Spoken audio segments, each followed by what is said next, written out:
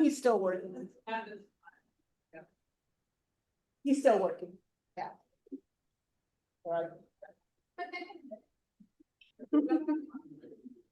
Okay, so when, yeah, so Opium, so should I move while Opium comes up here? Yeah, I mean, I think he's just gonna have to sit here.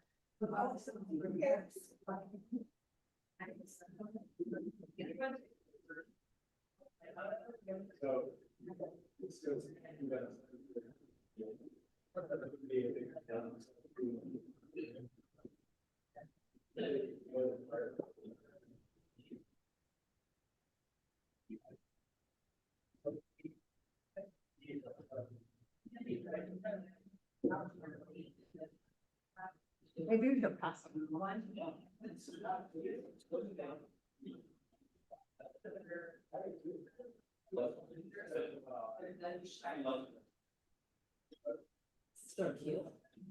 What? Yeah, it's great. Okay. All right, we got this. Okay. I know you would anyway, but. Okay. Should we close the door? Yeah. Okay.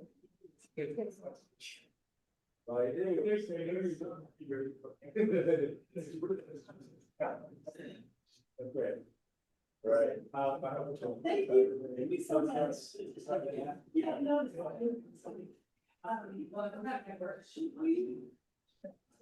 There's already I mean, yeah, if you don't, I agree, yeah. I agree, you can think about.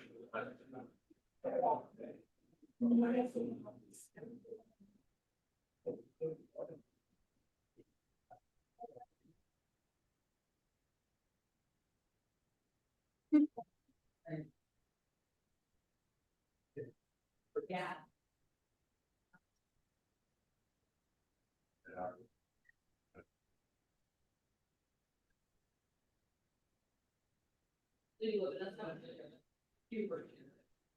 All right, so I want to welcome everybody tonight to Colonialism Must Go, and we can start with a chant. And when I say unity through, you say reparations. Unity through Reparations. right on. So we have a little bit different setup because we had a few camera difficulties. But we are, for those of you watching, we are streaming live from the Mercury Cafe in San Francisco. All right. I'm gonna give them a shout out. Go ahead and buy some sandwiches, get yourself some coffee. Definitely support this business because they are very friendly to the anti-colonial movement. And so we really appreciate them. And we'll talk a little bit about why we had to change the venue too. So, yeah, so I really want to welcome you. This is our second day of events hosting Penny Hess, who's right here next to me, Chairwoman Penny Hess, who wrote Overturning the Culture of Violence that we hope everybody can purchase tonight. If you don't have it already, it was written 25 years ago and it's still, unfortunately, still so relevant because we got to deal with the crimes of white society and the complicity of white society with the colonial mode of production, which is really how it should be characterized. You know, it is the ruling class, the white ruling class, who characterizes it as a struggle against racism because that is very convenient for them to make it centered on what's in white people's heads. But this is a movement that's about the practical work. So let me back up. My name is Wendy. I am a member and organizer with the Uhuru Solidarity Movement, and we work under the leadership of the African People's Socialist Party. And Chairman Omali Yeshitela is someone that we'll hear from tonight, but via audio. And he founded this movement. And one thing I wanted to say is just, we really salute the work of Chairman Omali Yeshitela. We have a couple of his books here. We have the Burning Spear newspaper, which he founded. And he's founded a whole organization that's about uniting African people worldwide to overturn colonialism and to build Black power to really complete the Black Revolution of the 60s.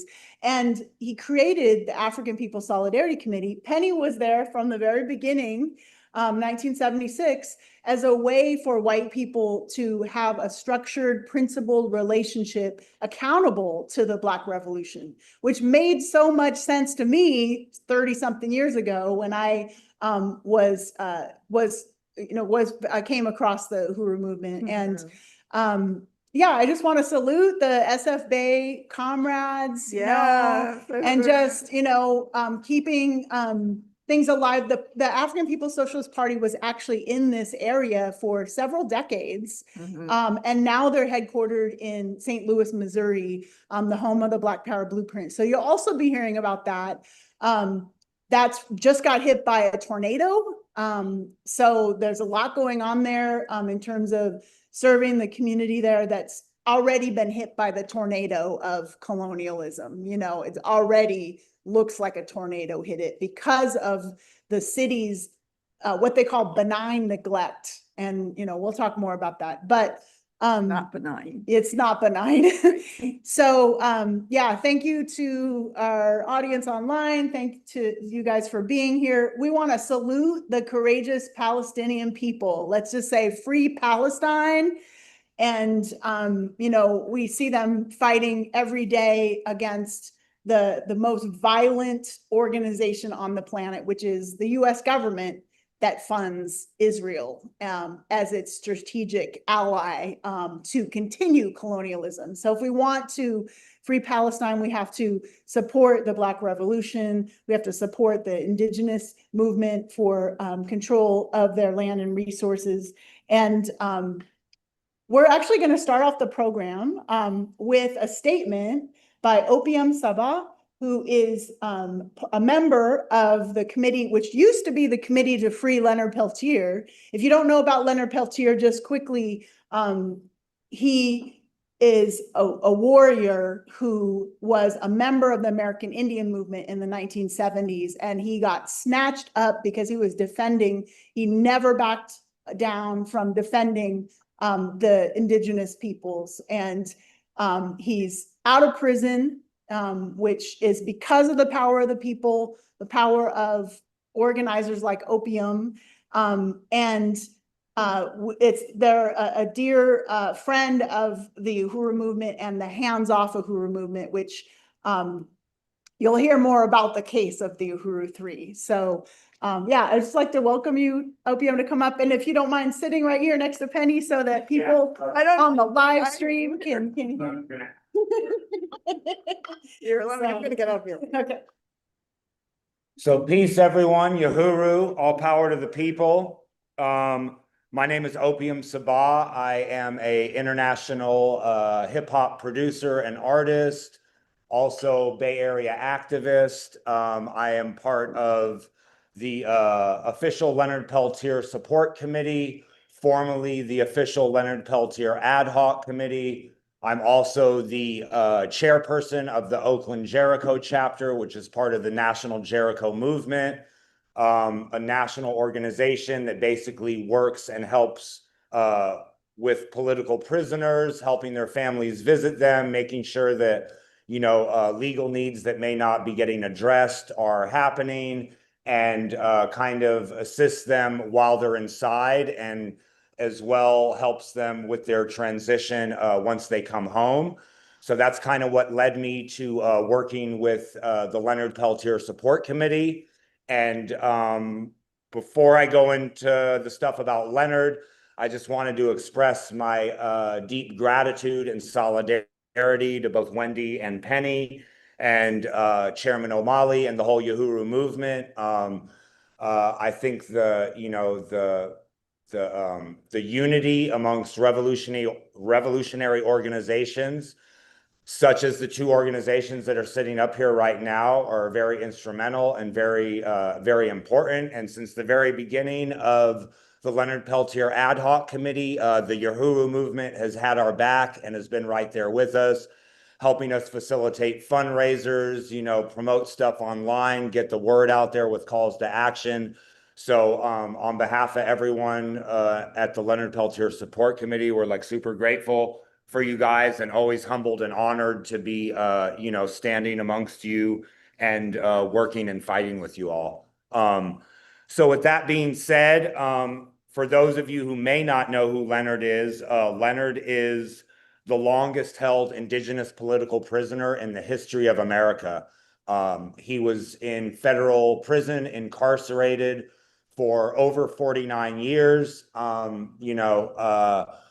For some of us sitting here, and definitely for me, like, he was in prison for longer than I've been alive. I'll be 47 years old in a few months. So a lot of times working on the committee and working with political prisoners, and especially with Leonard, it's pretty mind-blowing for me to think that, he's been behind those prison walls, or was behind those prison walls for 49 years, for longer than I've been alive. So basically, the last day, hours before Biden stepped down, he granted Leonard clemency, or what I like to call partial clemency, because he still is on house arrest and he still is confined. Granted, this is a way better situation for him than he was in. There's, a long list of medical needs that need to get addressed from 49 years of medical neglect. I do have a statement from Leonard that I'm going to read quickly.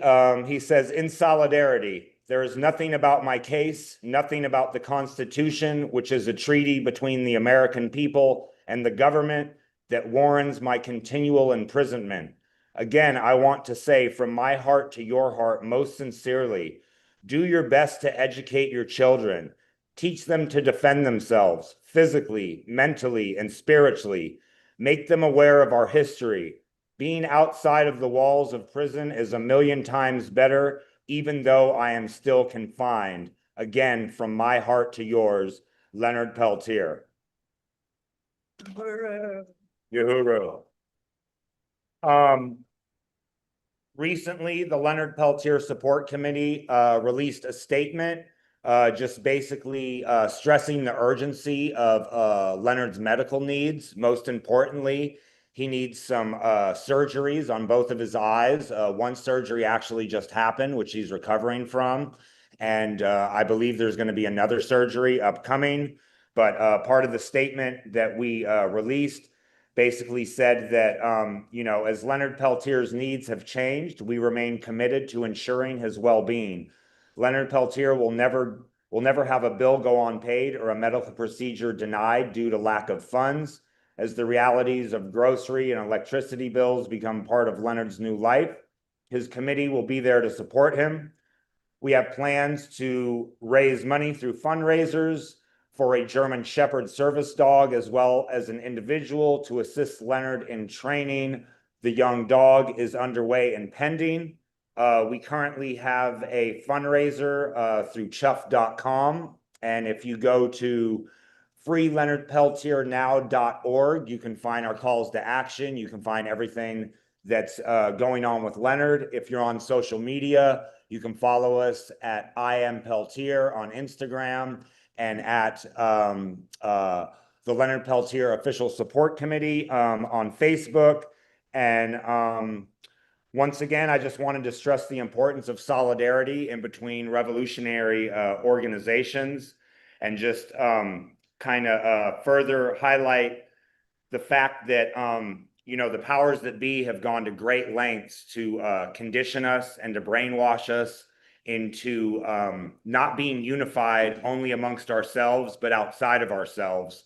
And the moment that we realize that we're all, collectively in our different circles or different groups, we're speaking out about the same things, we're upset about the same things, we're acting out about the same things, the sooner we all come together, the more powerful we become. And that's really something that the powers that be don't want to happen. So I really salute, the whole Uhuru movement in pushing that idea and that revolutionary act forward.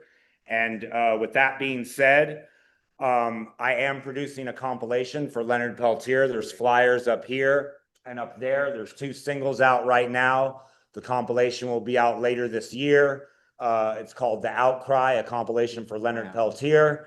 And so I'm just going to leave you guys with kind of some spoken word and some poetry off that, which is entitled 1492. It was all good before 1492. 1492, free the land and free Peltier too. Honor no treaties from men who deceive me. It's only ancestors who lead me. Is we vibing? Do you feel me? Do you follow? Do you read me? Reporting live from stolen old lonely land, United First Nations, together we stand. Since Columbus came, it's us against the man. This here for Leonard and everything he sacrificed. Our freedom, our voice, our rights. Warrior blood, the tunnel at the end of the light. I carry the torch, front line for that good fight, because what's right is right. Clemency promises came and went. Tampered evidence since 76. I burn the sage and ward away the evil. Never back down, uphold the people. Uhuru. Peace, peace, peace. Thank you for being here. Uhuru, all power of the people. And by all means, if you want more information on how you can support Leonard, his artwork, and different stuff we have happening, please come up to me and we can talk more about it. Thanks again for being here. Website. Yeah, the website is freeleonardpeltiernow.org. The Instagram is at I am Peltier, and the Facebook is the official Leonard Peltier Support Committee. Thank you for being here. Wow. Wow, thank you so much, Opium. Really appreciate that spoken word and the statement. Yes, Uhuru. Yes, so now we're going to hear a clip. This is Chairman Omali Yeshitela speaking actually at the National Convention of the Uhuru Solidarity Movement. This is a unique organization having white people work under the leadership of the African Revolution. And so he's going to talk a little bit about the role of white people. So let's see. Go ahead. But the thing is that just in terms of maintaining unity with the struggle of African people in this country, that was the problem that we were dealing with all the time. When we created the African People's Solidarity Committee, we ran into, again, the history that African people and the African movement in general had with the white left. And there was a tremendous suspicions of this relationship by Africans about us and the white people. And the white people are probably running everything, and the white people this and the white people that, because that's how it was all subjective determinations about what relationships were about.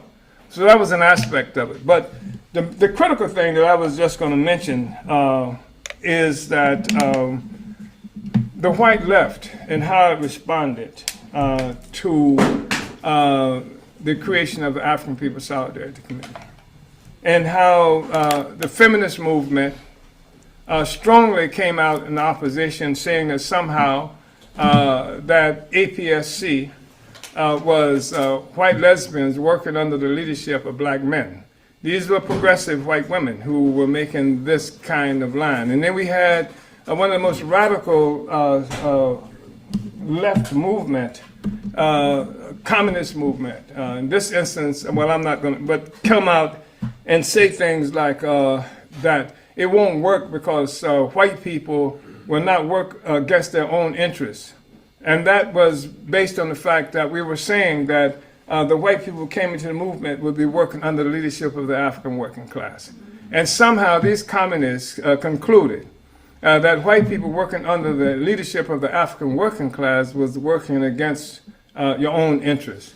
This kind of garbage that and by the way, I just want to say that during the the era of the trials that we've just come through, and during the while we were in court and while we were having rallies in St. Petersburg, Florida, it's worth noting that one of the proponents of that line, that statement, that position, joined hands off Uhuru, and I think made a $500 contribution the last time I had looked. So, but that was the stance then, and I'm saying that I guess as a prelude to saying, look at us now.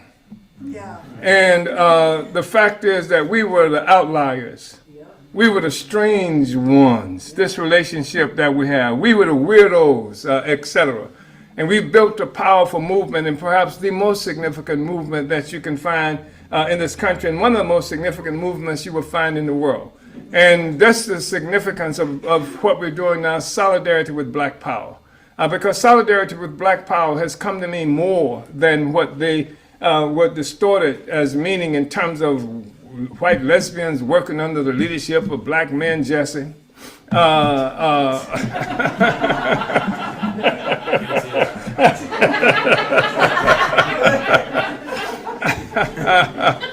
And we're talking about having contributed to the education of really critical forces in terms of being able to recognize the most legitimate reality in the world is that if we're going to get rid of a social system that everybody hates, that's destroying the globe, destroying the wealth of the peoples of the earth, etc.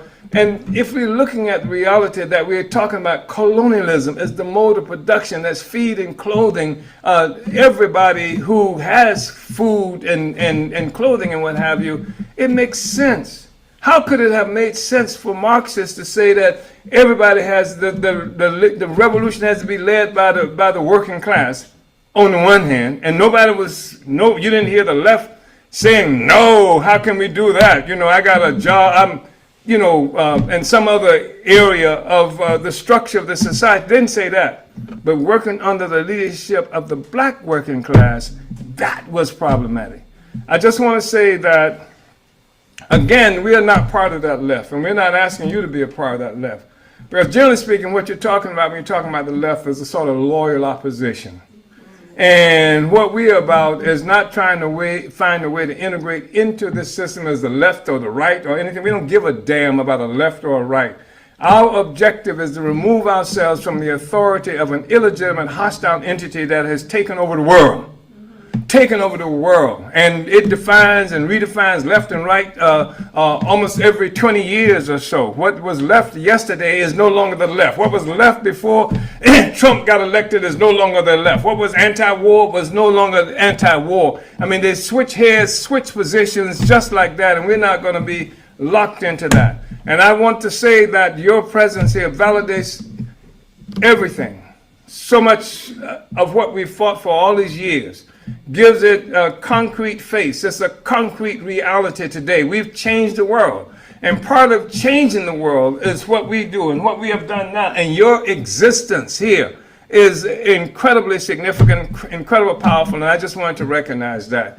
It's a long way to get to that statement, but that's essentially what I wanted to say, that we have changed the world, and you are part of that changed world. And we have created a venue for people who want to be opposed to how this system works, to not find themselves having to be whiplashed politically from the Democrats to the Republicans to the Greens to the this to that, etc. We can be united against colonialism. We can have a general program against colonialism. That's what is the defining thing, and we can say that this is what we have created with this extraordinary group of forces, and that the world has been changed. And thank you so much for being a part of Black solidarity with Black power. Uhuru.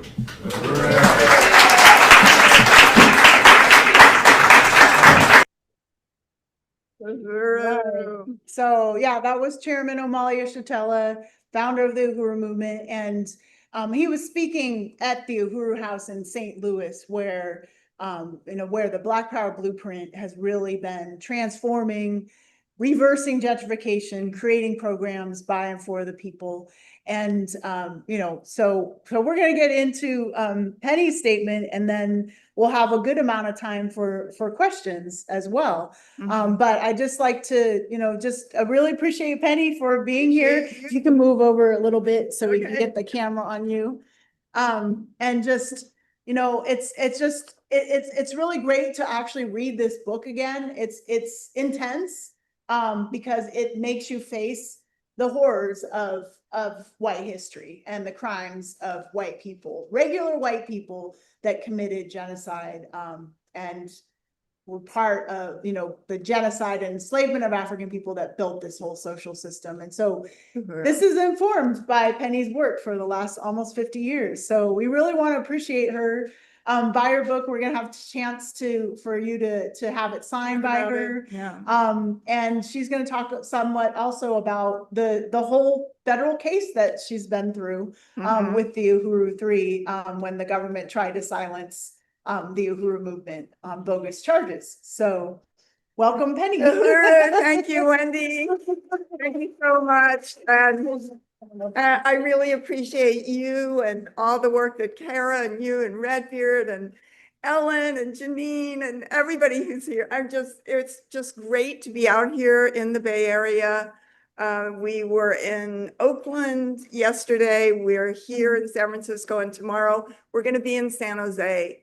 And it's an honor to, you know, to be able to speak to all of you. I want to thank Comrade Opium Sabah and the Leonard Peltier Ad Hoc Committee for just being truly one of the very first organizations that joined Hands Off Uhuru after the attack came down by the Uhuru movement. Yeah. We're thinking maybe Can you all move, hear me? move a little closer. Or I can move a little closer down there. Yeah, so we're gonna move this, I mean, I think I have enough. oh, do you have enough Oh, power? no, this is long. Okay. Okay. All right, good. Yeah, I feel like kind of far away. Okay. It goes. Great. And I want to salute my leadership, Chairman Omali Yeshitela, Deputy Chair Onizane Yeshitela, and the African People's Socialist Party, under whose leadership I have worked for almost 50 years. And I have to say that humbly as a white person, because I would not be able to see the world through the eyes of the African and oppressed and colonized working class and people.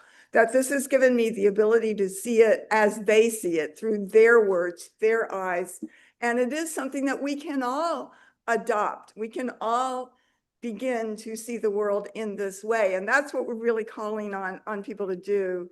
And the chairman, you know, talked about white opportunism there in his presentation. I did want to, before I start, I really want to salute the Mercury Cafe. And wow, I really, I think the owner was here earlier, but I really, really appreciate them, because this came in at the very last minute. We were supposed to be at another place. I'm going to read my message to the Bound Together books, which canceled us, which we were very shocked about. And I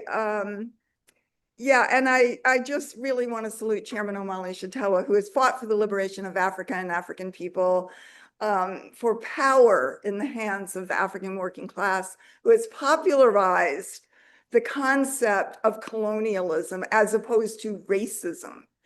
And the chairman has always said, you know, African people don't give a damn what you think about us, what he is struggling for, and what the chairman has always struggled for, and what the African liberation movement overall has struggled for, is power in the hands of the African working class, the control of the leadership of Africa, the liberation of Africa as the homeland of all African people, recognizing that North and South America and the Caribbean is the homeland of the indigenous people.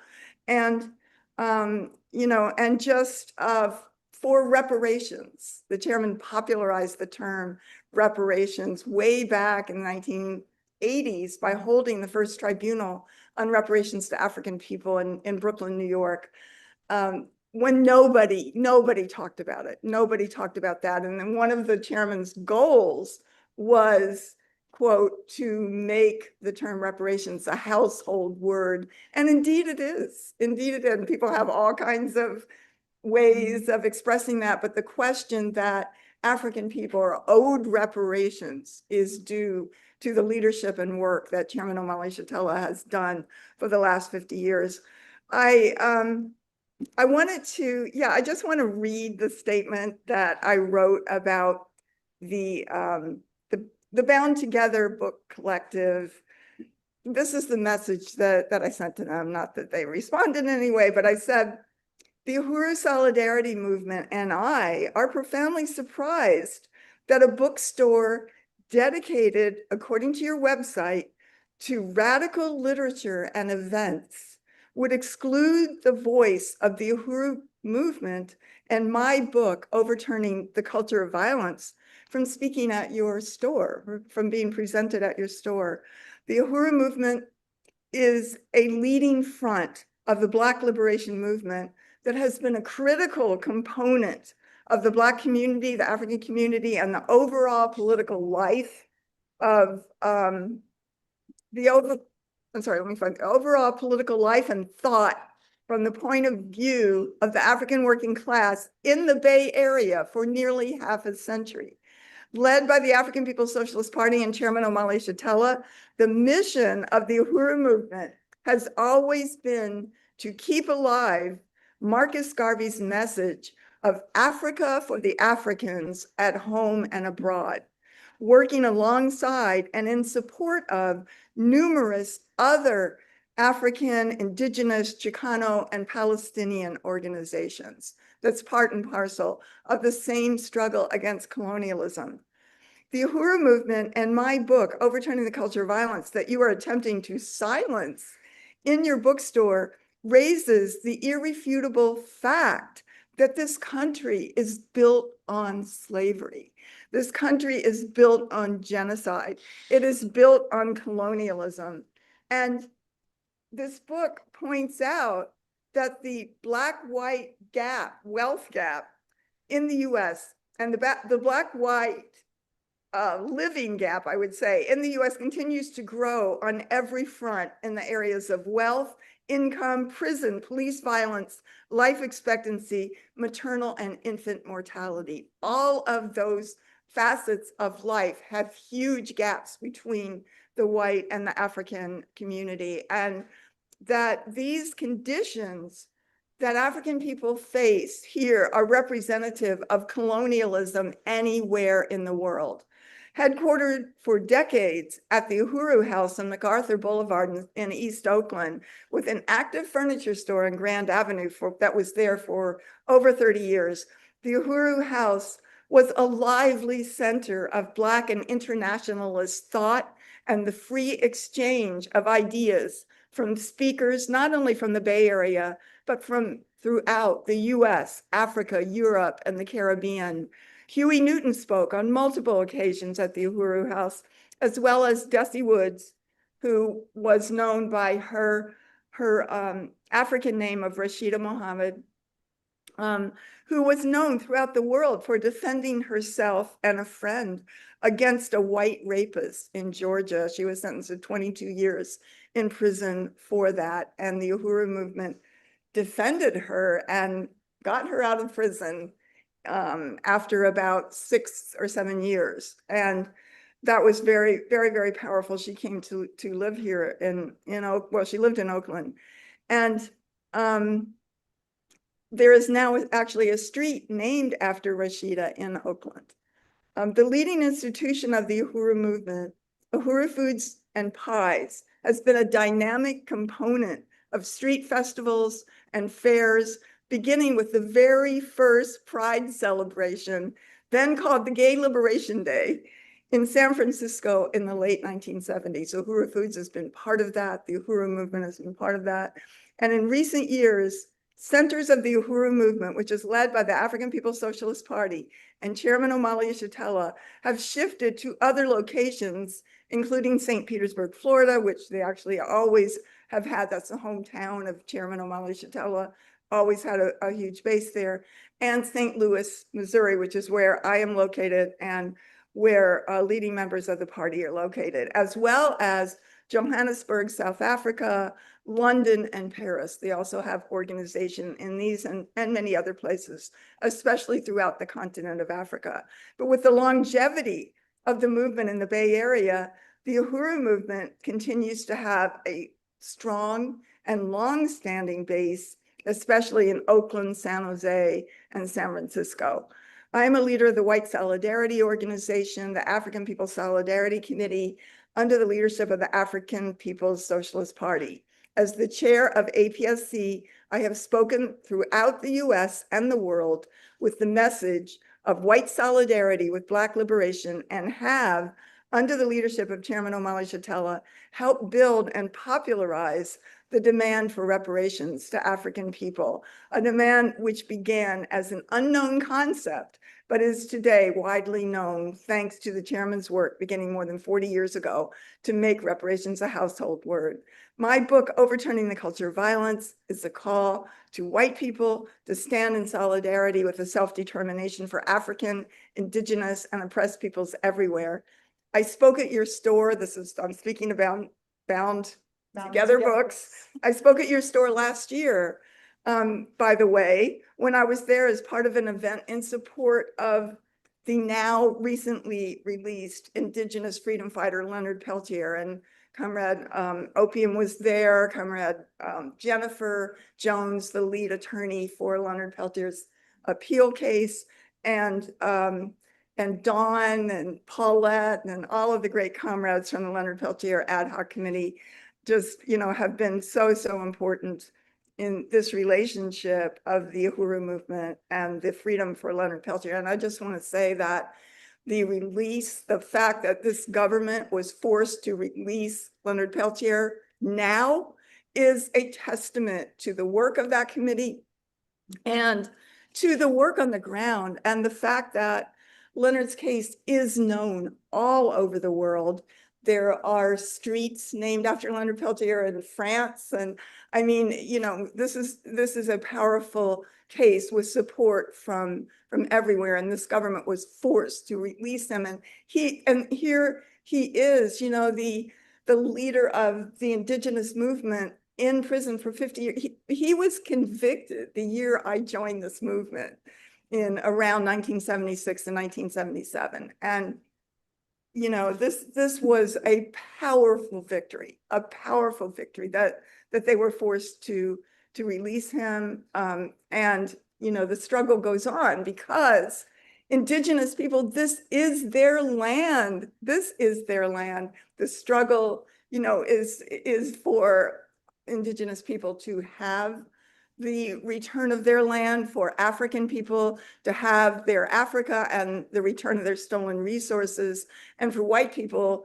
to, to join the revolutionary movement, the anti-colonial struggles here and around the world. So I was saying that the Uhuru movement recently won a profound victory against an unwarranted, bogus attack by the US government, winning active support from hundreds of organizations and thousands of supporters from around the world. I am not requesting that you reconsider your decision, I said to the Bound Together books. I just want you to be clear of the stand you have taken. Uhuru, freedom, Penny Hess, author of Overturning the Culture of Violence. So that was our message to Bound Together books. And I do want to, again, express deep support for the Mercury Cafe for jumping in at the last minute after we had put out flyers, etc. And I do want to, I want to again support the African People's Socialist Party and Redbeard and all the comrades who are here. And I, as I have said, I am the chair of the African People's Solidarity Committee, the organization of white people under the leadership of Chairman Omali Yeshitela and the Uhuru Movement. And we had the mandate to speak to other white people, as the chairman says, as Black power and white face, to be able to say what he says, what the chairman says, you know, to the white community. And that if we want to join humanity, we have to be under the leadership of the anti-colonial struggle. We have to recognize that if there is colonialism, which indeed there is, this is colonialism here inside the borders of the United States, then there has to be the colonizer and the colonized. And the colonizers are the white population. And so I wanted to salute to Redbeard, by the way, Conrad, who's helped put this event on. And I just wanted to say that, like in the news today, we saw that Trump was entertaining the South African president, Cyril Ramaphosa, and let him know that white people in South Africa are facing genocide, he said. Whoa. The colonizers are. This shows the crisis of the system that we're in. And of course, Cyril Ramaphosa is a sellout, and, you know, and all, because he called for, he said that South Africa would support the struggle of Gaza to go before the UN as genocide. And I mean, I'm not saying that that's a bad thing, but he has never mentioned the fact that Africans in South Africa are incredibly oppressed and impoverished. There are members of the African People's Socialist Party who are based, it's called the townships. It's like such a euphemism. It's called a township.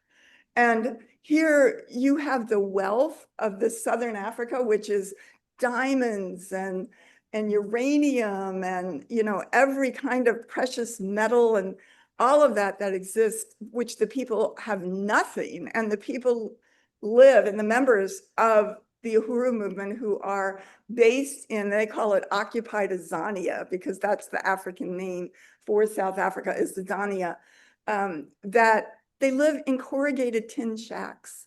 And I'm saying that, you know, members of the Uhuru movement are teachers. They're, you know, they work, but they have nothing. They live on, you know, $2 a day, $3 a day. And yet the fact is that white people in occupied Azania are very wealthy. And they say that Cape Town, Johannesburg, and the white communities, it's like the most advanced technology and everything else. And this is the reality that we see on the continent of Africa today for African people. I also know that just looking at the world, looking at the news, Columbia University and Barnard and other graduations got boos from the students who were all wearing keffiyehs and demanding freedom from, you know, Palestine. And meanwhile, the US government is orchestrating absolute starvation and genocide in Gaza right now. But yet we know that the people, the people of Palestine, the working people of Palestine will never give up. They were struggling when I joined this movement in 1960. They are fighting for their freedom, and they will win. They will win. And one of the things that I was recently looking at, these videos that are on Hulu or something that document the history of the Vietnam War. And if you ever have a chance to look at those, please do. It is wow, you know, just to see what the US did. And this is about 12 or 15, you know, episodes of this going decade by decade that France and the US were occupying and committing genocide there. But one of the things that they said was the Tet Offensive, which happened, that was 1969, in which it was an all-out offensive by the Vietnamese revolutionary movement. And that meant that for the first time, they had airplanes. I think maybe China and some people have given them airplanes. That they were able to drop bombs. They had everybody from maids and things that worked for the US government. Everybody turned on, their oppressor, whatever they were doing. It was an all-out entire population fight back. And one of the things that it said in one of these videos is that militarily they lost the Tet Offensive. They didn't win because they didn't defeat the US government in that way. But what they did do was demoralize the entire US population and said, hell, they're never going to give up. They are never going to give up. And people were like, we got to get out. They're just, all these white soldiers were coming back in body bags and all that kind of stuff. And this just makes me think a lot of the struggle in Palestine. They will not give up. It's their land and they will fight for their land. And it's a very exciting and very, it's not easy, but people will fight and die for their heritage and for their land and for their culture and for what the chairman calls self-determination, the ability of oppressed people to say and determine how their life and their culture and their society will be carried out, on what political basis, what economic basis, and how the people will have a say in that. And that is what the African People's Socialist Party represents inside this country for the African community, recognizing that African people are colonized inside the borders of the US. So I just wanted to say, yes, I am a member of the Uhuru 3. The main target for the Uhuru 3, let me just say a little bit about that. That the Uhuru 3, Chairman Omali Yeshitela, Jesse Neville, and myself, Jesse Neville, you might have heard his voice, but he's probably watching right now, but he is the chair of the Uhuru Solidarity Movement. And the three of us our homes were raided by the FBI on July 29th, 2022, actually 7 properties of the Uhuru movement, including people's homes, the Uhuru House, which is a big center in St. Petersburg, the Uhuru Solidarity Movement in St. Louis. The police just broke down the doors, came in. They came in armored vehicles, which are basically tanks, with assault rifles, with scores of them in each place. Like, how much money did they even spend? How many millions and millions of dollars did they spend on doing this? All at 5 a.m. 5 a.m. in the Central Time and 6 a.m. in Eastern Time. So it was 7 properties at the exact same time. So you couldn't even call somebody and they broke at our house, broke down the door they had electric or electronic battering rams. You're like, what's going on? They broke down the door, they storm in, they're carrying assault rifles. They made us, for the chairman and deputy chair, they made them sit on they said, will you sit on the curb? And the chairman's, and we have a video, so you can watch it at Hands Off Uhuru. And chairman was like, no way, we're not sitting on the curb. And, but they basically came into their house, they sent drones up to their apartment on the 2nd floor. And it was just incredible. And then they waited almost a year, like nine months, before we got any kind of indictment. Like, they just left. We were not arrested. But you have this hanging over your head. And I think that I would also want to make it clear that the target was Chairman Omali Yeshitela. And Jesse and I, the attack on Jesse and myself, were part of the attack on the chairman and the African People's Socialist Party. Because, we work under their leadership. And so it was almost a year, it was nine months and more before they actually made an indictment. and we were indicted, and then we did have to go to trial. We had to go to trial. The trial was last September, this past September, September 2024. And the main charge that it started with was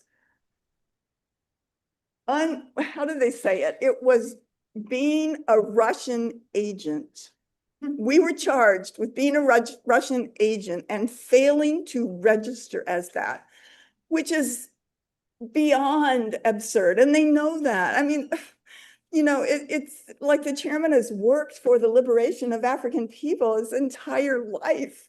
Why would it, you know, it's beyond absurd. In fact, it's almost humorous in a certain way. It's pathetic.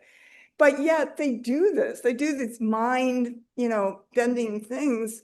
So when we went to court, we were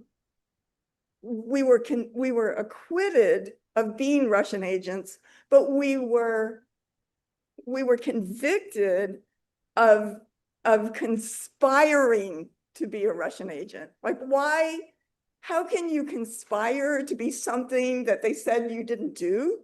I mean, you know, and so we were given each 300 hours of, I guess they call it supervised, mandated, court mandated community service hours, which means you have to go through, you know, you have to go through a nonprofit to do that. And the Uhuru movement does have some nonprofits, and we are able to do a lot of our hours there. And I also did hours, you know, at Habitat for Humanity and other kind of places like this that are nonprofits for that. And, you know, they would be like, what did you do? You know, they were just, you know, and they couldn't even grasp like what this was about. But it's, you know, it's something, but yet it forced, I mean, they basically, for the charges that we faced, they could have put us in prison for a total of 15 years, which for Chairman Omali Yeshitela, who is 84, that would be a life sentence. And the fines for each of the charges were $250,000 each. So they could have charged us $500,000 and put us in prison for 15 years. So they didn't do that. They didn't do either one. And we had our slogan was we got no time, no dime. That was our chant. Not one day, not one dime. Not one day, not one dime. Yeah, so it was very great. Hundreds of people literally came out to the trial and then again to the sentencing, which was in December. And this is what we got, and just the outpouring of support and the deep and powerful relationship with other organizations such as the Leonard Peltier Ad Hoc Committee, and that struggle, and many, many, many more different kinds of organizations have been really instrumental in building this fight back that the chairman organized called Hands Off Uhuru. And everybody here can go to handsoffuhuru.org and, you know, see the whole thing and see the videos, which we won't be able to show tonight. But, you know, I do, you know, we had a victory. We are going to, you know, we're working to get through our hours by the end of this year, and then call for the state to just like drop this whole case. We also have an appeal that's going to be filed next month, but it takes them years to go through an appeal. So I don't know. But in the meantime, you know, we're on probation. We have to get like written permission to come here from St. Louis, and I have to give a couple weeks notice. And if the chairman's going to travel, you know, it's highly supervised, and it's really, really outrageous that, you know, that they would submit, you know, and force the chairman to do this and to limit, because we tour and we talk to people and, you know, we go around and do that. I do, you know, want to say that this book is really an important book, because it is about calling on white people to do what the chairman called on me to do when I first joined the African People Solidarity Committee. And that is to be able to speak to white people about what white people have done, because we give ourselves an exemption. And we think of ourselves, but we're so rational. Why are you so upset? And, we're just very cool, and we always do the right thing. But the reality is that the white population has been, and still is overall, but historically complicit in the genocide that has been carried out against the indigenous people, because the US government could never have wiped out, hundreds of millions of people without the participation of the regular white population.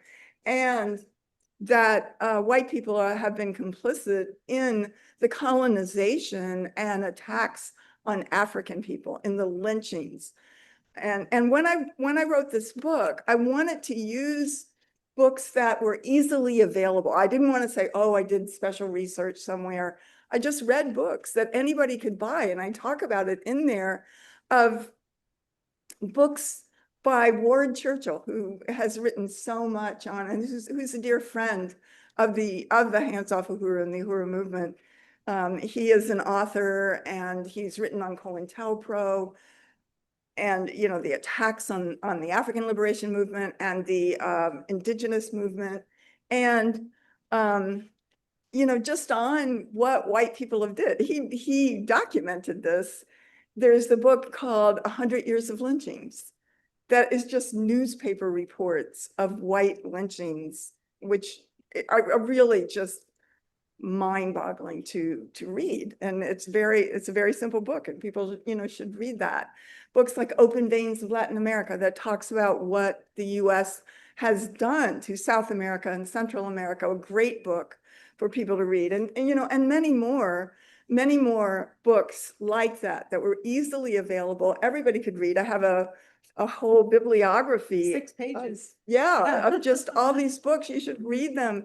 And it was something that writing the book was very, it was very, what should I say? It was very challenging to do that, because I had to look at all this and go, wow, this is very intense. And it's not an easy book in that way. And it's a good book to do with a study group. I would say that, with other people, and read it and discuss it. But it's something that we have to do. And once we do that, then we can see that we can be part of the future. We can stand in solidarity with the liberation of African and all colonized peoples. And, we can take the stand, but we have to recognize, we have to acknowledge what the crimes, the genocide, by the way, I was just reading in the New York Times today, they were saying that really only Israel is allowed to use the word genocide. What? Yeah, in legal, the only time, there's a whole article, I can send it to people, that's saying that the only time, the only way that most people think of genocide is in connection to Israel and to the Jewish people. But what the chairman says is that, before all this, before, white people killed other white people in Europe in the 1930s and 40s, white people have been killing Africans on the continent. In South Africa, the Herero and Nama people wiped them out, killing the indigenous people and participating in genocide, and for hundreds of years. But it's never called genocide. And that's what it's saying in this article in the New York Times today. It's not, it's basically by a certain kind of law that they have, that of course nobody, goes by. But it's saying that, you're not supposed to use the word genocide for anybody else but the Holocaust. For others, it could be a crime against humanity, it's called other things, and it's really clear, because as soon as that law, the Genocide Convention, was created in the 1940s, after the Second Imperialist War, it was written by this man, Raphael Lemkin was his name.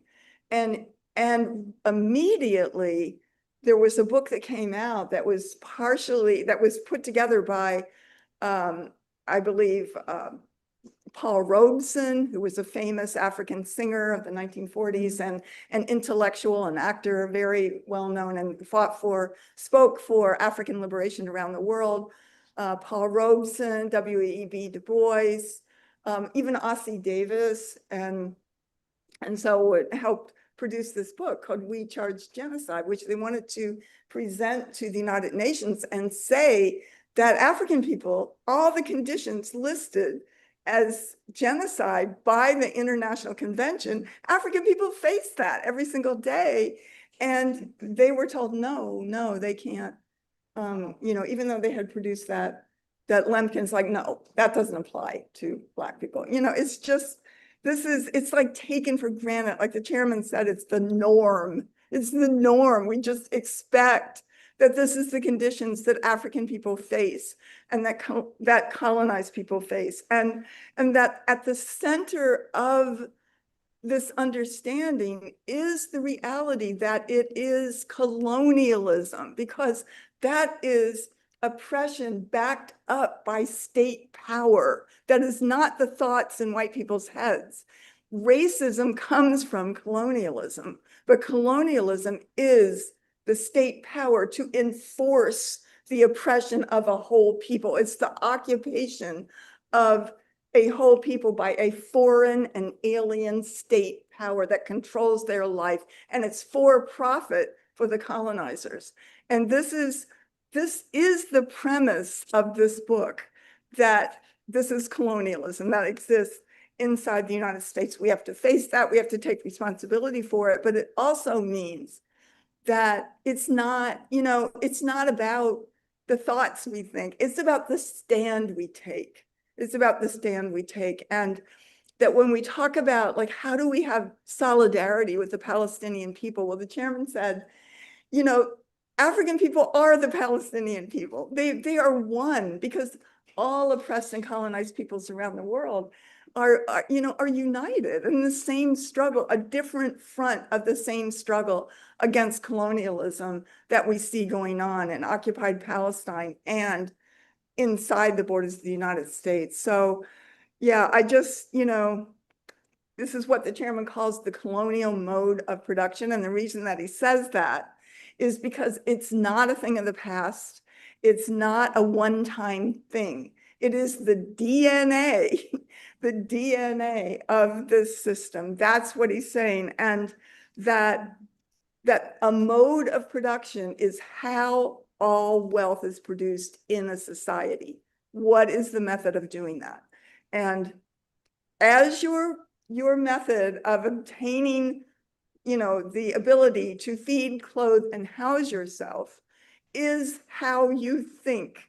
It is how we think. We think a certain way because we sit on a pedestal on the oppression of Indigenous and African people. And that is scientific, but of course that's how we would see the world. And what it's saying is, no, the future will be determined by the anti-colonial struggle, by the African, by the Palestinians, by the Indigenous people's struggles, because they are fighting to be free. It is the pedestal upon which this system rests, that will be kicked out. They will kick it out. And this will be the basis of a new society, of socialism, of justice, of the ability, because there's absolutely the ability for the world to feed everyone who is there. Right. When you think about, and just to say that inside the US right now, white people, the average, this is a Pew Research thing, the average white family, not the rich, the regular white family has wealth, which is not income, but that's the value of your house, your car, your bank account, your 401k, whatever, of $1.4 million. $1.4 million, especially here in the Bay Area, where like a regular little house is like $1 million. And, but that's increasingly true, around the US. So it's saying that white people have something like $1.2 million wealth gap between African and indigenous and white people in this country. And we have to look at that reality, you know, that we take for granted. So again, the struggle of African people is for power. It is not against racism. And the fight for reparations by African people is a fight for a return of the stolen wealth and the value of their stolen labor. So I'm going to stop there. This has been very exciting to be here. And thank you so much for being here. Yeah, so we want to open it up. We have some time for questions, your questions. Let's see, I have one to kick it off. Just Chairwoman Penny, what would you add to this book? Like if you could write it for the current day, was there anything, I mean, it is so relevant, but I'm just wondering if there's anything, you know, that you would Well, draw what I out. add, well, the Yeah. thing is that I really keep an eye on, since this was published, of how many, like now, there's almost like a political economy of professors and universities that release things like the wealth from slavery. There's books on the wealth from slavery. There's things like, what was that? They were her property, like women slave masters. White women. White women as slave masters, the whole book on that. There's a book on, you know, it's called The Warmth of Other Suns, like how African people were forced to leave the South and where they went. There's so Slavery much by another more. name, Slavery right? by another Talks name. about the convict leasing. Convict Yeah. leasing. There's just so many books now. There's so much more that we could have a volume 2, basically, of just more kinds of exposés that have come out over the years. Yeah, thank you. Uhuru. Yeah. Yes, Rebbe. I would recommend also a book called Slavery by Another Name. Yeah, Yes, yeah, yes. slavery by another name. On the convict leasing. Penny, would you share with the group all the things that the FBI stole from the movement, and also Mhm. given the climate of anti-DEI that's in the society, could you speak a little bit on the significance of the Uhuru Free focusing on the issue of free speech? So the question was about yeah. what the FBI stole from Mhm. the Uhuru movement and also the subject of DEI and free The speech, significance folks in the trial on free speech. free speech. Yes, thank you for asking that. And just in terms of what they stole all our computers, cell phones, anything electronic. They took all that. They also took the, you know, financial records, which were just meaningless, you know, and they took pictures, like they showed in court. They were like, well, here, and they showed a picture, and it was a bookcase in my house. I'm like, what? And they showed a book by the chairman sitting on top of that bookcase, and they took a picture of that we had books by Chairman Omali Yeshitela. So talk about, you know, the whole struggle for anti-colonial free speech.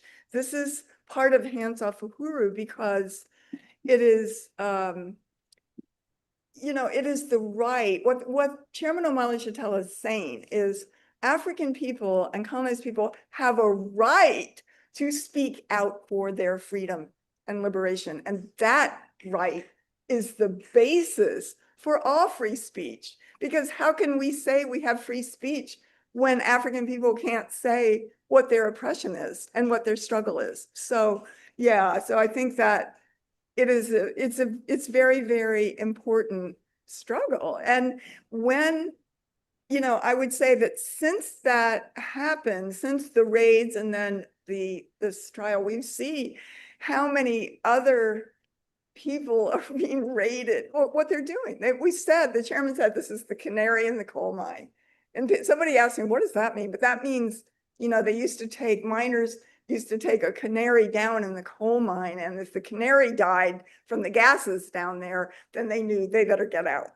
And it's, you know, this was the opening the door to all these prosecutions, trials, other FBI raids. It's not unusual to go on YouTube and see this happening, and, you know, to people of every situation. And So, I yeah. would just say that the way that the counteroffensive was taken on just showed us like that in the case, and we see this with, you know, different Palestinian college students who are like, I'm not afraid of Trump. You know, I'm going to fight this, Mhm. and the stance that you know the students are taking to exercise their free speech. That's exactly what we need to be doing, and we, you know, collectively standing up for the right to free speech and anti-colonial free speech. So thank you for standing up I for free just- speech. Well, yeah, I think it's a really important, you know, fight. And I did want to say also that, you know, the struggle of the Palestinian people has been there since I joined. I mean, this is not new, since 1948 in particular. And even really before that, the Palestinian people have been fighting for their liberation. And in the early 80s, I'm trying to remember the day, but the chairman spoke here in San Francisco when we were still based in Oakland. And it was at, I'm pretty sure, because it's really hard to remember, but I'm pretty sure that it was at San Francisco State University. And it was an event of Arab and Palestinian people from all over the state of California. And I think it was sometime like when one of the atrocities happened, like maybe Sabah and Yeshitela, or one of the uprisings, you know, that was going on in that particular period. We could probably look it up. And the chairman was asked to speak, and he, you know, and this was a huge auditorium with even balconies going up. It was totally packed. And when he stood up, he said, you know, that he was from the African Liberation Movement, the African People's Socialist Party. And he said something like, they call the Palestinians terrorists. Well, I am proud to be among these terrorists. I am one of the terrorists, you know, like this. And the people just like started chanting, the people united will never be defeated. And he couldn't even speak anymore. You know, people, it was just stomping their feet and that. And, you know, just to see that unity, just to have the depth of, you know, the people struggling outside of the borders of the United States, you know, recognizing the significance of the African Liberation Movement inside the US as in the belly of the beast, taking this on and being one. And as the chairman says, you know, African people are the Palestinian people. It's you know, it's the same thing, and it's very powerful, and we can be part of that. We can be part of that, but in a principled relationship under the leadership of the African Revolution. And we have the ability that puts us in a principled relationship to African and indigenous and struggling peoples around the world. And that's the only way, because the white left, as the chairman talked about at the beginning, has been the opportunist, has tried to control everything, has tried to say, you know, we were the leader of it. And this is like, as the chairman says, turning history right side up. Yeah. Thank you so much for that. I don't know if there's any, are there? Yeah, anything- are there any questions in the room, or yes, go Oh, ahead. yeah, Uhuru. So, Oh. what can we do? What can we do to get involved? I mean, we talked about being opposed to the organization. Is it Absolutely, yes. So Yes, the you can question, become a member of Yeah. the Uhuru Solidarity the Movement. question was, We what have- can you do? Yeah, and so we're actually gonna have a call for membership in just a few minutes. Yeah, absolutely. Everybody can be involved in this movement. Yeah. What does membership mean? So membership really means that you're giving, there's different levels of dollars that you can put towards it, or we call them reparations. So you can become, at the student rate or the yearly rate or the monthly sustainer-ship. It allows us to do work like this and put on events. And really what we do is, and we're gonna talk about this in a minute too. We're going after reparations, turning over the resources that are hoarded in the white community to support Black community programs and the African liberation movement. And we've got a comment in the back. Membership, gets you all the information that we're putting out as an organization. Yeah. Yes, Yeah, it that we're connects you. doing, and Yeah, we have webinars, we have tours like this. Chairman Omali Yeshitela speaks, just in many different settings. We have the Uhuru Solidarity Movement National Convention, which actually we just had, I think, last month or so, or a couple of months ago. Just other kinds of things that we're doing, and different programs. We have Reparations Legacy, which Comrade Kara coordinates, which is something to bring in large resources and to sometimes go to wealthy people to be true supporters. So there's all kinds of levels of work that we do in organizing. So yeah. So we'd love to talk to you more about that. Great. And yeah, we're gonna make a call for membership. So we have a couple of questions. What's on Her Mind blog on YouTube asks, how do you all distribute the reparations people give you? Which organizations would you say are fighting for reparations right now? well, the Uhuru movement has many, many projects and programs that it does. So it uses the reparations that go to the African People's Socialist Party. Again, we're under their leadership. And one of the things that they're doing is Deputy Chair if we had the ability to show it on a video, we would. Unfortunately, we don't here, but the Deputy Chair Ona Zane coordinates the sort of programs that they call the Black Power Blueprint. And for example, they built like a tennis court, for the community housing. They have a workforce program that is getting underway that will involve people coming out of the prison system, the colonial prison system, and that kind of, these are some of the kinds of things. The building of the Uhuru House, the garden, the community garden, all of these things are work that, that is done to really build like liberated territory. And in Florida, it has the Uhuru House and many programs over many years, in the Florida area, just many fronts. There's the Black is Back Coalition, which brings, many, many African organizations together. Just many, many fronts that go on, but it's very exciting. Yeah, and I would say it's very dynamic. It's a revolutionary demand. So it's not just like, we definitely support people on all levels of reparations, right? Of just money being, redistributed, but we're talking about, changing the world, not just maintaining the same system, Exactly. with reparations being paid out, end of story. This is about changing the getting rid of a colonial mode of production is what we say. Yes. Well, in the state of California and the city of San Francisco, among other municipalities, have reparations commissions. Right. And correct me if I'm wrong, but neither of those bodies are going anywhere or doing anything. I know. So the comment is about the California Commission's Commission on Reparations that hasn't distributed any money as far as we know. Yeah, no, they So- said, we studied it. They paid themselves all this money and then, oh no, we can't do it here. So I think the contrast is between these municipal bodies that aren't doing anything and the African People's Socialist Party and the Black Power Blueprint that have institutions and programs on the ground at the moment. Exactly. Thank you for that, Redbird. Yeah. Can you just say that? what he said. Yeah, so, actually, sorry.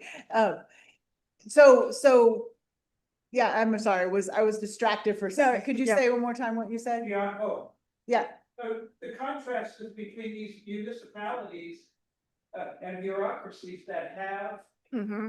something, they talk about it. yeah, But don't do anything. right. Versus the African People's Socialist Party Mhm. that has programs on the ground. Yeah, Right. yeah, the contrast, so the response was just the stark contrast between the talk fests of these committees and just sort of like this performative act of like, oh, we got a reparations committee and we've got all these muckety mucks talking about it versus on the ground calling for reparations to actually repair a community, reverse the damage, Mhm. reverse gentrification and make things happen that feed, clothe, and house the people. So, yeah. And just to say really quick, I'm not gonna go totally into it, but there was a tornado in St. Louis and it hit, the full brunt of this tornado was right where all the Uhuru movement programs were and right where the African community of North St. Louis was.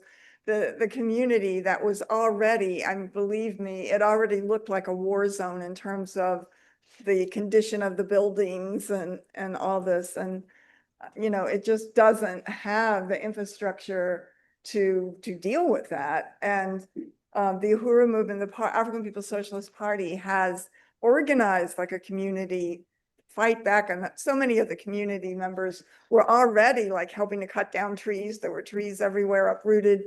And you know, and just working with the community to get food, water, and other necessities out. So that's going on right now. As we Yeah, speak. and we definitely, become a member and we'll definitely be distributing, that information to you so you can see what's happening, you can support, you can share with your friends. I wanted to add that thank you. First of all, thank you to our tech team who are there remote. Okay. Worked with us on the technical difficulties. That's why we're doing this way. But we've got Blackavelli X on YouTube says, I like the initiative, especially if this can happen in more cities and regions nationwide. The empire and the UN like to deny African people's rights to reparations. Great. So, Great. yeah, thank you Yes, so much yes. for that comment. So I just want to, okay, there's a one last comment here. It's a doozy. Oh, Okay. doozy. Okay. Okay. Yeah, Yeah, Tiana, go ahead. Go ahead, Tiana. Let's hear it. Okay. Yeah. Yeah, Okay, we're on we're Q&A. waiting for one more question from the room. Go ahead. Go ahead. Yeah, go ahead. Go ahead.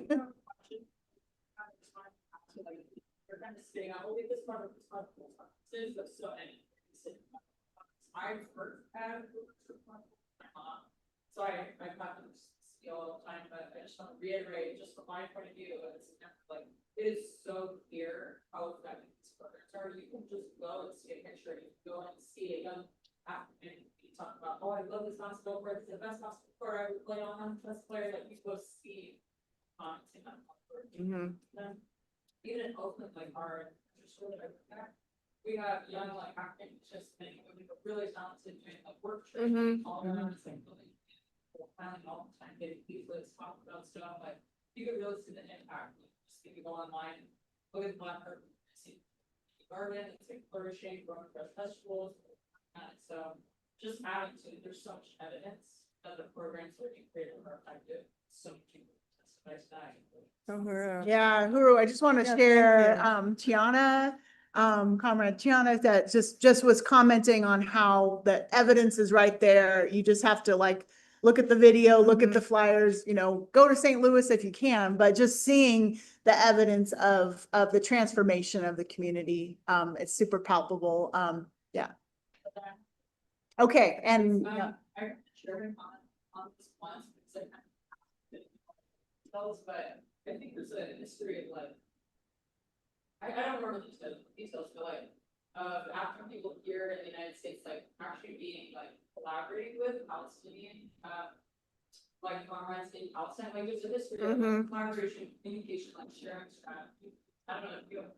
Yeah, so question about the collaboration, between the African Liberation Movement and the Palestinian.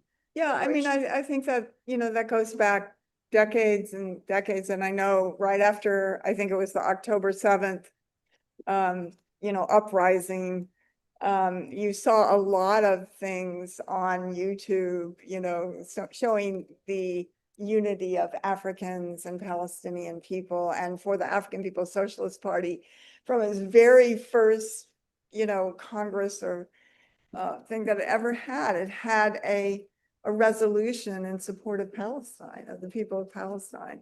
So it is, as the chairman has said, that's Africans are the Palestinians. That's how he says it, and it's one struggle against colonialism, and it's very, very powerful. Yep, victory to Palestine, victory to Black liberation, Yeah, right? that's I nice. like to say it one breath, because it's, some people think, try to divide it, and it's one struggle against colonialism, yeah. Uhuru. Uhuru. All right, well, give Penny a nice Everybody. warm Wendy. thank you. And so Thank you all. now I wanna, let's see, who is going to be doing the fundraising with me? Remind me, was it you, Kara? Come on up. Oh, Redbeard, come on up. All right. So thank you, everybody, for your questions online and in the room. Now we're gonna move quickly through our pitch for you to join, become a member. Actually, Kara, you were gonna pass out the cards, right? Yeah, so we say unity through reparations. This is our fight back. We are raising we have a goal to raise 1,500 on this tour. We've already raised $947, probably in some change there. And this, this allows us to do this work. And you want to talk a little bit about why you pay reparations, Redbeard? I do. Okay. I joined the Uhuru movement in 1978, July 4th movement to free Desi Woods. And I've come to understand that over all those decades, everything I've contributed, time, labor, money, resources, etc., are reparations. And I understand how our society was built on stolen indigenous land, and the economy was built with $4.1 trillion in unpaid wages to African workers. So I united with reparations along the way and understood it, but recently, because of something Chairman Jesse of Uhuru Solidarity Movement said really struck me, which is, yes, we give reparations to repair the damages that we've done to colonized people, but also we give reparations to repair the damages we've done to ourselves for being complicit in this thing. And so, and that's the stage that I'm at right now. I have $20 for tonight, and when I contribute reparations, I'm doing it for myself. Yep. Thank you very much, Redbeard Uhuru. All right, I will match that $20, but I don't want to stop anyone for donating more. So, yeah, just feel free to, I know you all have the cards going around. You Let's say can, one more. you can put, yeah, go ahead. Yeah, I just sort of want to reiterate what I said earlier. Within municipal circles and large organizations, there's a lot of talk going on. And one thing I like about being in the Uhuru movement is it empowers me and other people to participate. I don't have to wait for the San Francisco Commission or the California Commission to inform me how to participate or how to understand it. I like the grassroots aspect of this. Thank you. Yeah. Yeah. All right, next slide. I forgot. I wasn't controlling the slides. All right, so all of this, we have to constantly salute Chairman Omali Yeshitela for bringing us here. I would not be here if he hadn't created the African People Solidarity Committee. And so we salute him. Next slide. And we salute everything he's done. And Deputy Chair Ona Zane Yeshitela, please don't leave here without taking a dark green Black Power Blueprint brochure. Deputy Chair Ona Zane Yeshitela is the visionary and the architect behind Black Star Industries and the Black Power Blueprint. And, you know, it's just incredible what they have built. And yes, we want to see it happen in many, many cities. So next slide, please. And then we're gonna, sorry, it's kind of awkward because I'm saying next slide and you can't see the slides, but online they can. So we want to salute, Chairwoman Penny Hess. Oh, I can't turn it, anyways. And you know, all that she stood up to and in doing this work, you know, they were trying to stop her from organizing through the attacks. Next slide, please. And Jesse Neville, who leads the Uhuru Solidarity Movement. And I know we have members in 100 plus cities, and we want to build everywhere. I lead the organizing on the West Coast. And so, you know, we're going to have a West Coast meeting next week. We want to invite you to that. Next slide. And I think you guys actually can go through these slides pretty quickly as I'm talking, but because we've said something about Black Star Industries. But, you know, that's part of what we're doing here is winning reparations to these programs. Next slide. And, you know, you can take the brochure and see all the things that are happening, not only One Africa, One Nation Marketplace, the Black Power Blueprint, but Burning Spear Media. If you go to Substack, they just launched Burning Spear Media on Substack, which is amazing. They've got like commentary and all kinds of stuff about, you know, everything that's happening currently, to the movies, to just tremendous information from the perspective of the African working class. There's Uhuru Foods and Pies. There's Uhuru Planet that designs all these shirts. So there's a lot to support. So next slide, please. And yeah, so it's about reparations. It's about solidarity and not charity. All right. So is there anyone in the room who wants to make a pledge and like publicly towards our $1,500 goal? Yes, Janine. All right. So I know we got at least $60. I know, Kara, you're going to collect those when people have filled out the cards, but this is our fight back. This is our stand against colonialism. You know, whatever you can give is appreciated. We are going after, you know, people with large amounts of money, but we want to win hearts and minds of anybody who wants to play an active role. And that is so important. So,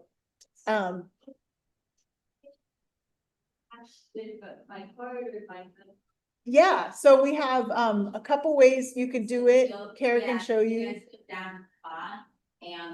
Yeah. Yeah, and that's a way you can also become a member with your donation if you choose to do that. So we definitely encourage, you know, we want to win memberships. Yeah. All right, next slide, please.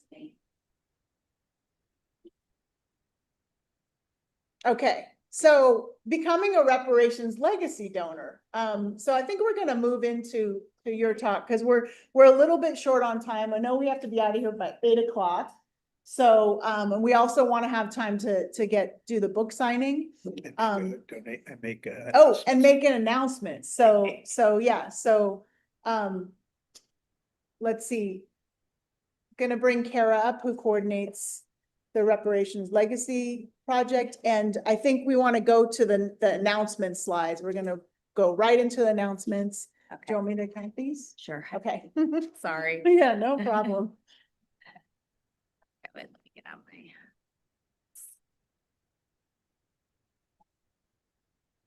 Okay. Uhuru, everyone. I am Kara Locke, and I am part of the Uhuru Solidarity Movement here in the SF Bay in the Western region. And what I'm working on in the Uhuru movement, because you can get involved in so many ways, as you know, Chiana was talking about too, is through the Reparations Legacy Project. And you know, we've been talking about reparations, and that has, as the chairman has said many times, it's the most principled way we as white people can stand in solidarity with African freedom, with what they're doing to these self-determination projects of the Black Power Blueprint. So next slide. Oh, can you? Okay. So you guys can't see this, but in the room, but this is a picture of Chairman Omali Yeshitela, and we always want to salute him. He's the leadership. He has been fighting for African liberation for over 60 years, and as Penny mentioned from her book, in the book talk, he has made reparations a household word. Next slide. And then Deputy Chair Ona Zane Yeshitela, she's the brilliant mind behind the Black Power Blueprint, which is what the reparations would go towards. And, you know, there's so much about the Black Power Blueprint that we could talk about, but it literally is revitalizing the African community in the north side of St. Louis and preventing gentrification from taking over. So next slide. So this Reparations Legacy Project asks the question, what will your legacy be? What do you want as white people? What do you want to give to the world? With, as Penny was saying, all the generational wealth we have, the average white family has $1.4 million in assets. I mean, that is just average. So can you imagine the concentration of wealth here in the US or in California particularly? So how can we be part of overturning the culture of violence? Next slide. So how you can do that is the Reparations Legacy Project wants to organize white people with access to social, generational, and financial wealth to take a stand in repairing the damage of enslavement and ongoing exploitation of African people through the redistribution of resources toward the Black self-determination projects of the Uhuru movement. And so anyone can be an RLP donor. It doesn't have to be, you know, super wealthy billionaire, but we do want to go to those people too, because they have the wealth to fund what we in reparations, and they all owe reparations. Next slide. So just knowing that reparations is not philanthropy or charity. Philanthropy and charity maintains the status quo. It keeps the power and the resources into the hands of the ruling class.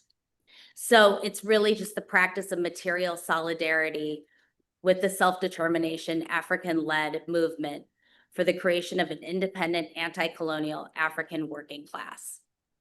Next slide.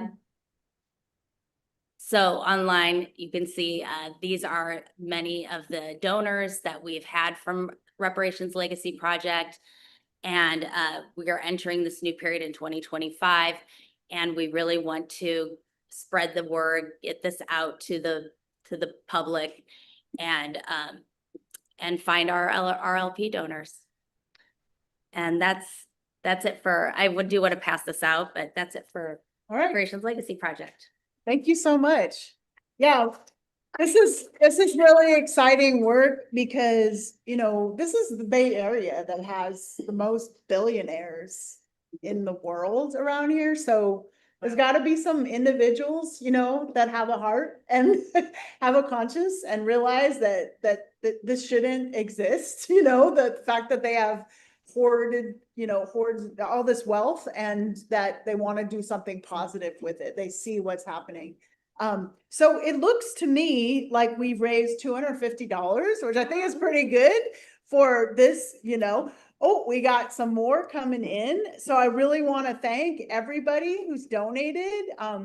We've got, oh, there's more coming in, and there's member Do we have members? Awesome. Is your name like Evie? No. Oh, sorry. Sorry, my name is Chin. Trin, nice to meet you, Trin. Great, awesome. So I think there's more coming in. We've got. Okay. All right. So we got Nate who donated 25. We want to thank Kate and Fred and Prashant and Chiana and Janine and Redbeard and Ellen. Who else is here that I missed? And Brenda, yes. So I think we are, okay. So let's see, 40. You donated how much online? Nate? 20. 25? Okay. So I believe if we've got the math, 9, 10, 11, we're at 315 and I see a text coming in.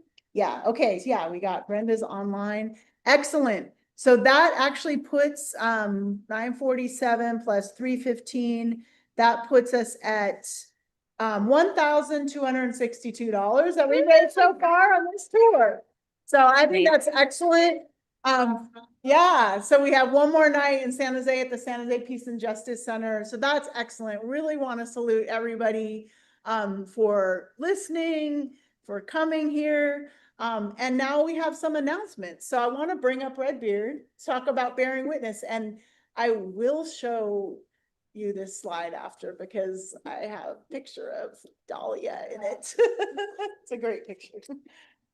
So we, in our neighborhood, meet once a month at the corner of Haight and Fillmore to bear witness for Palestine. Several people in the room here are regulars. Kate, Fred, their daughters, Nate, my wife Ellen, Kara, Wendy, and we stand on the street corner. Sometimes our neighbor, it's about 2/3 neighbors, 1/3 friends and family. And one of our neighbors, Chris, brings a bullhorn. So we bear witness and chant for about 30 minutes. And then we take a walk, about 4 blocks one way, cross over 4 blocks back, you know, chanting and agitating. And the whole event takes about an hour. The next time we'll do it is June 14th. And I think it will be our 8th or 9th time in a row that we've done it. And we acknowledge the colonized people in our neighborhood. Many Palestinians have businesses. We recognize them. There's some Syrians have a restaurant. We always stop and chant Israel out of Syria, USA out of Syria. And it's very neighborly and grassroots. That's it, called Neighbors Bear Witness for Palestine. Yes. Uhuru. Thank you, Redbeard. Oh, yeah. Yeah, next slide. So we'll let everyone in the room know about the meeting next week. It'll be on Zoom Thursday night, 7 o'clock. That's May 29th. And we're coming together. We have comrades up in the Puget Sound area. So like Seattle, Tacoma, Olympia. We also have members in Portland. We have members in San Diego, LA, different parts of California. So Spokane, thank you. Yeah, so we're building, we're growing, you know, this is a mighty team of people that, you know, we invite you to be a part of this. And thank you for being a part of it already. So let's see, I think there's one last slide that we'll just describe to you in the room. It says, bringing Black power back to the North Side. And so we're also, you know, just inviting people to donate, share with your friends and family about donating to the Tornado Relief Fund, blackpowerblueprint.org/Northside Disaster Fund, because the Uhuru House in North St. Louis has become a hub for people to be able to donate supplies and pick up supplies, donate food, pick up food, and just providing for the community when the city won't. So yeah, so with that, I think we are going to close out the live stream, and we're gonna pack up and sign books at the same time. So, And I would just say, you know, everybody is welcome to come visit yeah, to St. Louis. I really, that's an open invitation, and if you do, they have a very professional tour that they give of all the programs there, and it's great to see it, so come on down to St. Louis. It would be very exciting to have you. yeah. You're welcome anytime. All right. Let's say unity through reparations, unity through Reparations. reparations. Right on.